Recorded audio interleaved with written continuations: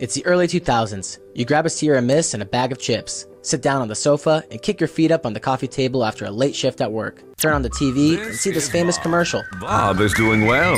Very well indeed. That's because not long ago, with just a quick phone call, Bob realized that he could have something better in his life. And what did he get? Why, a big boost of confidence, a little more self-esteem, and a very happy missus at home. To learn more about Enzyte, contact your doctor. Genius marketing, I must say. The commercials featuring Smilin Bob cut the Enzyte product, which promised natural male enhancement, became a cultural phenomenon at the time. The company expanded rapidly from 15 employees in 2001 to 1,500 by 2004. Primarily driven by Enzyte's popularity, with revenues hitting $250 million in that year alone. However, behind Smilin Bob's grin lurked a nefarious business model centered around the company's auto-ship program. Customers who bought Enzyte were often unknowingly enrolled in a subscription that sent them a new supply every 2 months for $70. Canceling the subscription was intentionally difficult, leading to numerous complaints. The Better Business Bureau flagged the issue in mid-2004 due to the sheer volume of grievances.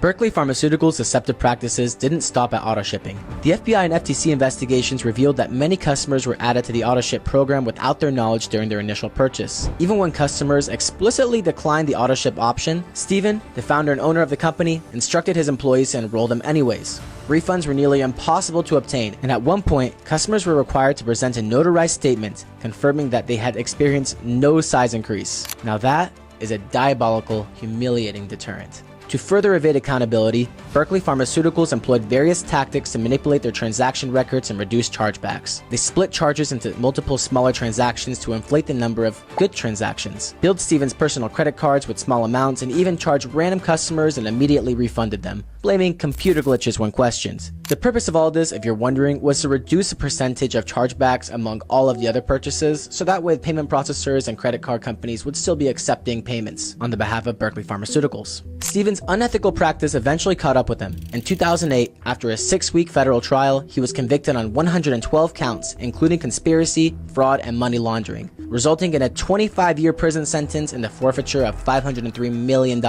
His mother, Harriet, who was also involved in the business, received a 2-year sentence. Berkeley Pharmaceuticals filed for bankruptcy shortly afterward. A significant aspect of this case was the government's acquisition of Steven's private emails despite being obtained before a search warrant was issued. The emails were crucial in securing his indictment. Our man Steven appealed his 2008 conviction, arguing that the government's warrantless acquisition of his emails violated his Fourth Amendment rights. The Electronic Frontier Foundation supported him, asserting that the government had overstepped to bypass stricter wiretap requirements. Laws that were in place to bypass stricter wiretap requirements. In 2010, the court concluded that Steven had a reasonable expectation of privacy, likening emails to letters and phone calls, which require a warrant for government access. The judges declared the email seizure unconstitutional.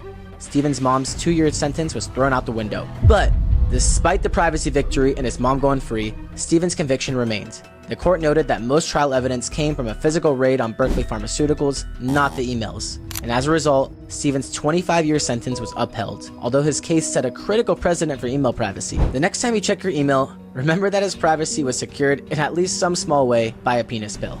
Steven, serving his sentence in Ohio, forfeited everything he had to the government. The government used his proceeds from his homes, cars, savings accounts, pianos, spa memberships, and even a Segway scooter to repay $24 million to all the defrauded Enzyte customers. Thanks you guys for watching, and if you guys want to watch more videos about white-collar crime, corporate deception, and some crazy CEOs, then go ahead and drop a like, subscribe, and I'm going to be having more of these videos every single week.